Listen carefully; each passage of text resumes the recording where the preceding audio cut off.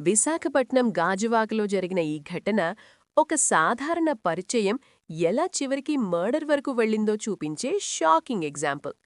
ఈ కేసులో 29 ఏళ్ల మహిళ ఒక వ్యక్తితో పరిచయం ఏర్పరచుకుంది. మొదట ఇది సింపుల్ ఫ్రెండ్షిప్ మాత్రమే, కానీ అది ఎమోషనల్ అటాచ్మెంట్గా మారింది. తర్వాత అది ఇల్లీగల్ అఫేర్గా డెవలప్ అయింది. ఇక్కడి వరకు చాలా మందికి ఇదొక పర్సనల్ మ్యాటర్లా అనిపించొచ్చు, కానీ అసలు సమస్య ఇక్కడి నుంచే మొదలవుతుంది.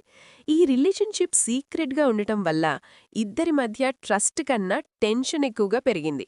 రోజూ కాల్స్, మీటింగ్స్, క్లోజ్ బాండింగ్ పెరిగిన కొద్దీ డౌట్స్ కూడా పెరిగాయి. ఇది బయటికి వెళితే ఏమవుతుంది, నువ్వు నన్ను వదిలేస్తావా అనే క్వశ్చన్స్ వాళ్ళని మెంటల్లీ డిస్టర్బ్ చేశాయి. కొద్ది కొద్దిగా ఈ రిలేషన్ టాక్సిక్గా మారింది. ఆర్గ్యుమెంట్స్, పొసెసివ్నెస్, జెలసీ, ఓవరాల్ ఇవి కలిసి ఇద్దరి మధ్య కాన్ఫ్లిక్ట్స్ పెంచాయి. ఒకరిపై ఒకరు ప్రెషర్ పెట్టడం మొదలైంది. కొన్ని సందర్భాల్లో ఎక్స్పోజ్ చేస్తానని థ్రెట్స్ కూడా వచ్చినట్టు తెలుస్తోంది.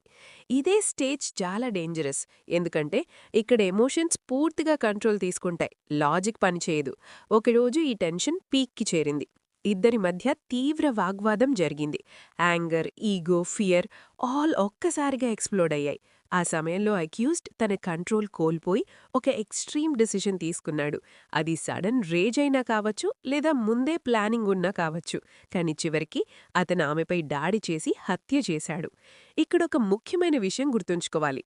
చాలా మర్డర్ కేసెస్లో మొదట ఇంటెన్షన్ ఉండదు, కానీ ఒక్క క్షణం అన్కంట్రోల్డ్ యాంగర్ వల్ల ఇర్రివర్సిబుల్ డ్యామేజ్ జరుగుతుంది.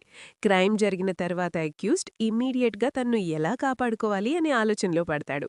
అదే ఈ కేసులో కూడా జరిగింది. అతని ఈ ఘటనను సూయిసైడ్లా చూపించే ప్రయత్నం చేశాడు. సీన్ని హ్యాంగింగ్లా క్రియేట్ చేయడం, ఎవిడెన్స్ డిస్టర్బ్ చేయడం, నార్మల్ డెత్లా కనిపించేలా చేయడం వంటి ప్రయత్నాలు చేశాడు. కానీ ఇవి ఎక్కువసేపు పనిచేయవు, ఎందుకంటే ఇన్వెస్టిగేషన్ ప్రాసెస్ చాలా స్ట్రాంగ్గా ఉంటుంది. పోలీస్ సీన్కి వచ్చి అబ్జర్వేషన్ చేసినప్పుడు కొన్ని అనుమానాస్పద అంశాలు కనిపించాయి.